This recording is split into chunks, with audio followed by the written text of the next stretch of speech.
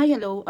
This is Cherry Salvador for Frontera Online from Zamboanga.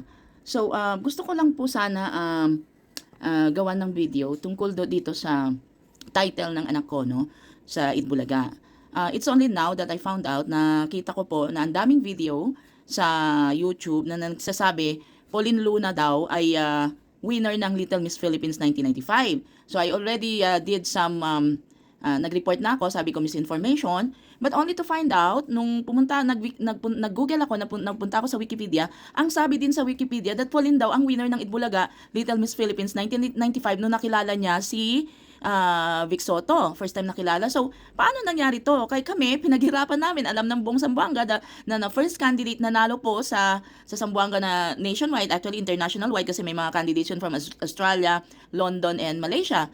So, paano nangyari na 1995 po ang winner ng ang anak ko sa Little Miss Philippines Itbulaga? Yung intro, makikita nyo naman, nung contest ay, yun, It's a Small World After All, yun siya, number 15 siya. And then, meron pa nag-feature ng video na winner daw ng 1995, yun si Sporowski, which is runner-up lang yun sa anak ko. Kami ng mga taga Sambuanga, alam namin lahat na ang winner ng 1995 Itbulaga Little Miss Philippines ay si Juwin, ang anak ko, si Chris Mary Salvador. No? And I just don't know why na ganito to. And I would like to ask everyone kung saan makarating itong video. Sana iparating natin sa mga wala naman siguro ang tape ngayon. Productions, sa GMA ba o sino ba may mga ano pa dyan. Kasi unfair po yun, no? Pinaghirapan natin yon and wala nga kami nakuha sa mga prices. Hindi namin na take advantage yung contract sa tape. Dahil sa Sambuanga naman kami, after the contest, umuwi naman kami. So, hindi kami nakagawa ng kahit anong teleserye niya. And then, yung sinasabi nilang educational plan, hindi naman binigay yon. Alam ko, ewan ko kung hindi ba totoo or something. And then, wala, ewan ko.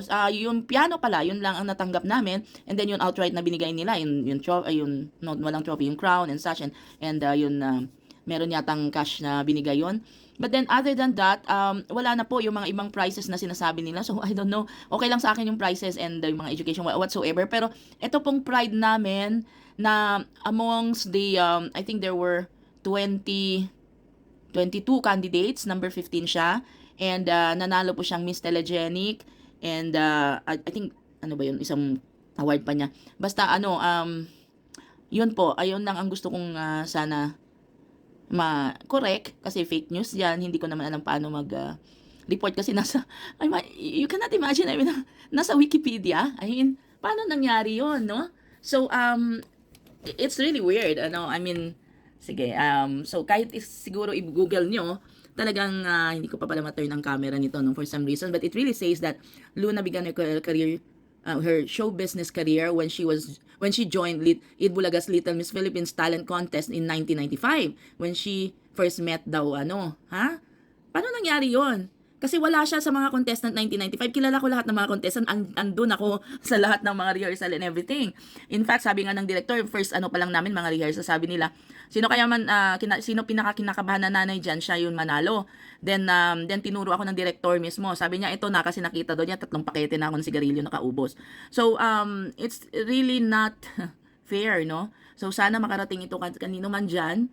At ma-fix nila kasi mali yan na sa Wikipedia. Oh my God. Paano nangyari? And Pauline, I hope dadating ito sa'yo kasi you should be the one to correct this, no? Alam mo kung anong year ka nanalo. Definitely. Si Aiza po pumunta sa bahay namin nung, I don't know, basta there was a time pumunta si Aiza sa amin, parang sin-invite yata siya para sa yung turnover, ng ganon. Basta after us, nanalo yun, before us, nanalo si Boo. So, after us, ang nanalo, kanino ba yung nag-turnover si June? Yun na, yung naging artista na. Si hindi ko alam ang pangalan nun. Basta, pumunta po kami noon, nag-turnover, ginagastosan namin yon. Hindi sila nagpapadala para sa gastos and pinaghandaan namin yan. Sa TV pa lang, nasa Zamboanga pa kami, alam ko na mananalo ang anak ko amongst others candidate. Alam ko mananalo kasi tinutukan ko yan grabe ang training binigay ko sa anak ko para manalo lang yan. Contest na yan. Tapos, so nanalo nga siya. Yung talent niya, yung Sisa, nag-acting siya. And it's so just unfair, I don't know, maybe hindi importante sa inyo, pero for me, it's really important. Kasi wala akong ibang maibigay sa mga anak ko, but these efforts that I put into, and mga, mga achievements nila as young as her. After kasi nanalo siya, naging ambassador ng, pinadala siya sa Malaysia, ng Zamboanga to represent our country sa parang may convention doon, kasama niya ang lola niya at saka lolo, hindi na ako sumama. So I don't know why, I don't know what I should actually be talking about, pero yun lang, I need this corrected. Hindi po si Pauline Luna ang 1995 winner ng Little Miss Philippines ng Itbulaga po. Ang nanalo po ay si Chris Mary Salvador, tiga Zamboanga City. Number 15 po. Kung mag-search kayo, marami dyan na actually entrance lang eh. Wala talagang ka-video-video ng buong what do you call this, ball pageant. Meron kami noon, alam ko VHS nawala na sa kakalipat-lipat from Zamboanga sa mami ko kasi. Pero it's so unfair lang. Yun lang. Again, this is Cherry Salvador.